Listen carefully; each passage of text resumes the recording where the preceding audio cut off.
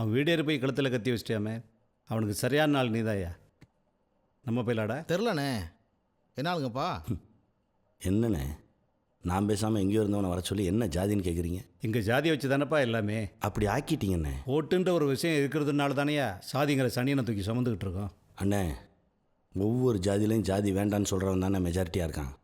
அவன் எல்லாம் அமைதியாக இருக்கிறதுனால தான் சில்லறைங்க சத்தம்லாம் பெருசாக கேட்குது. அடப்போப்பா, என் தாத்தா காலத்துலேருந்து அரசியலில் இருக்கோம். நேற்று வந்த பாண்டியனார் என் ஜாதி ஓட்டை விட அவன் ஜாதி ஓட்டு அதிகமாக இருந்ததால தானே மந்திரி சீட்டு தூக்கி கொடுத்தாங்க.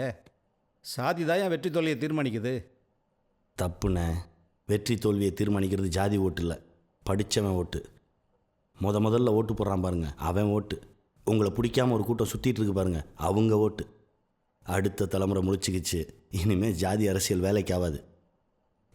ஜாதின்னு பேசி அப்பாவி ஜனங்களை இலவசங்களை க்யூவில் நிற்க விட்டிங்களேண்ணே, ரோட்டில் நின்று கையேந்த விட்டிங்களேண்ணே.